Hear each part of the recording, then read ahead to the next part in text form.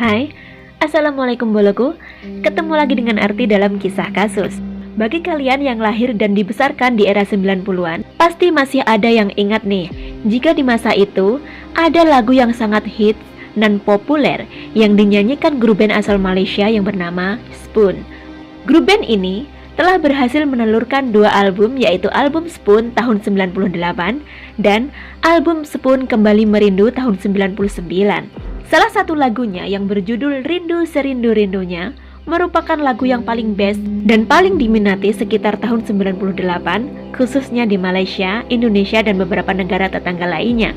Lagu dengan ciri khas cengkok Melayu merdu mendayu seolah mampu membuat siapapun yang mendengarnya ikut larut dalam suasana syahdu dalam lagu. Seperti pada umumnya, grup band yang sedang naik daun dan populer tentu memiliki banyak fans baik dari kalangan anak-anak, remaja, bahkan hingga orang dewasa ya boloku. Namun, tak berapa lama mengenyam ketenaran itu, tiba-tiba pada tanggal 25 Desember 99, pihak keluarga membuat laporan bahwa Along, sang vokalis yang memiliki nama asli Sabiul Malik Syafi'i, dikabarkan menghilang.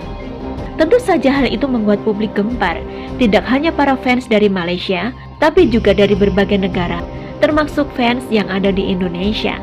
Pencarian pun telah dilakukan hingga berhari-hari kemudian.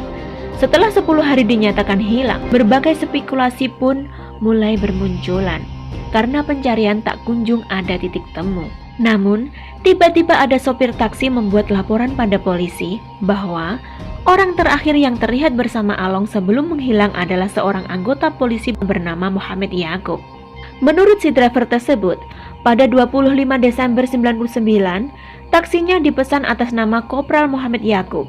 Lalu, Along dijemput dan kemudian menaiki taksi bersama Kopral Muhammad Yaakob tadi menuju ke arah sebuah kawasan di lereng Bukit Kilometer 28, Jalan Kuala Kelawang, Genting Beras, Jelebu, Negeri Sembilan.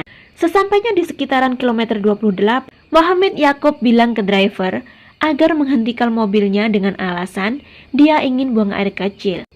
Namun, yang terlihat, Yaakob juga menyeret Along keluar dari taksi dan memerintahkan kepada driver itu untuk pergi aja ninggalin mereka berdua. Setelah berkendara beberapa saat, si driver taksi merasa hatinya gelisah, memutuskan untuk putar arah kembali ke kilometer 28, tempatnya menurunkan kedua penumpang tadi. Setibanya di tempat itu, tampak di sana hanya Muhammad Yaakob seorang diri.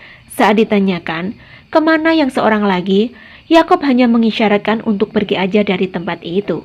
Tak banyak tanya, pergilah mereka dari sana. Sepanjang perjalanan, tak ada percakapan di antara si driver dan Yaakob. Menurut driver saat itu, Yaakob tampak diam seolah sedang memikirkan sesuatu. Hingga tepatnya pada tanggal 6 Januari tahun 2000, kembali masyarakat Malaysia digemparkan dengan adanya penemuan mayat di pinggir jalan lereng Bukit Kilometer 28, Jalan Kuala Kelawang, Genting Peras, Jelebu, Negeri Sembilan. Saat ditemukan, jasad itu dalam keadaan terikat dalam karung goni dengan posisi meringkuk selayaknya janin, yaitu dengan kaki tertekuk hingga lutut dan wajah menghadap ke bawah. Kondisinya saat itu sangat mengenaskan dan menyedihkan. Untuk mengetahui identitasnya, polisi melakukan tes DNA dan 100% dinyatakan itu memang benar cocok dengan DNA keluarga Along. Namun anehnya, meskipun telah ada pernyataan dari polisi bahwa terbukti jasad yang ditemukan tersebut adalah Along, sang vokalis grup band Spoon, ada beberapa orang yang menghubungi pihak keluarga mengaku sebagai penculiknya dan meminta tebusan sebanyak 500.000 ringgit Malaysia jika ingin Along kembali dalam keadaan selamat. Namun, setelah diselidiki oleh polisi, ternyata kabar penculikan itu hanyalah isu belaka.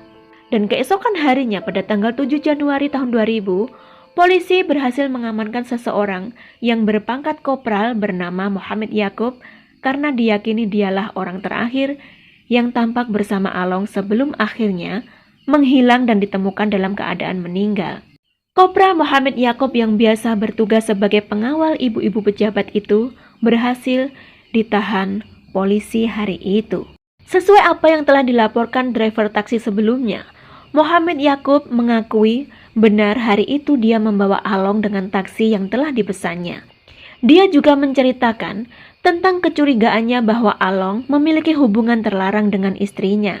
Di dalam taksi saat perjalanan, dia sempat bertanya kepada Along, benarkah Along berselingkuh dengan sang istri? Tapi Along menyangkalnya. Begitu terus beberapa kali, hingga saat Yakob mengatakan ia pernah melihat sendiri Along masuk ke dalam mobil bersama sang istri. Saat itu, Along tak bisa mengelak lagi. Karena semakin geram, Yakob beberapa kali sempat memukul bagian belakang kepala Along saat masih di dalam taksi tersebut. Hal itu sempat ditegur oleh sang driver taksi, hingga tibalah mereka di kawasan kilometer 28. Yakob menjelaskan, begitu turun dari taksi dengan memaksa Along ikut turun dan meminta driver taksi untuk pergi meninggalkan mereka. Kemudian, Yakob membawa Along masuk ke kawasan sepi itu, mencekiknya hingga tewas, lalu mengikat tubuh Along dengan posisi meringkuk layaknya seorang janin, kemudian memasukkan ke dalam karung goni dan mengikatnya. Setelah itu, dia menyeret lalu meletakkan karung berisi mayat itu di pinggir jalan di dekat kilometer 28. Pada tanggal 19 Januari 2000, Lance Corporal Mohammed Yakob resmi dinyatakan sebagai tersangka pelaku pembunuhan Along alias Sabiul Malik Syafi'i. Namun, baru pada 10 April 2002, sidang putusan digelar. Hakim menjatuhi hukuman mati setelah terbukti Mohammed Yakob bersalah atas pembunuhan terhadap Along, vokalis grup band Spoon. Sebenarnya, tepatnya pada tanggal 29 September 2009, Mohammed Yakob diketahui sempat mengajukan rayuan kepada mahkamah, semacam gerasi kalau di Indonesia mungkin ya, gerasi kepada presiden. Namun, ternyata itu pun ditolak oleh mahkamah.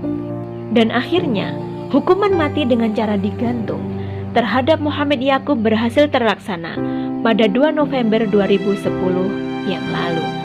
Berakhir sudah kisah pelantun lagu merdu Rindu Serindu-Rindunya. Namun, yang pasti, hingga kini pecintanya tak pernah sirna. Lagu itu tetap merdu mendayu di relung jiwa para penggemarnya. Tak lupa, mari kita doakan almarhum Sabiul Malik Syafi'i, semoga diampuni salah dosanya, diterima amal baiknya, dan diberi ketabahan kepada keluarga yang ditinggalkan. Aku berharap kita selalu mampu mengambil hikmah dan pelajaran dari setiap kisah kasus yang pernah ada ya boloku.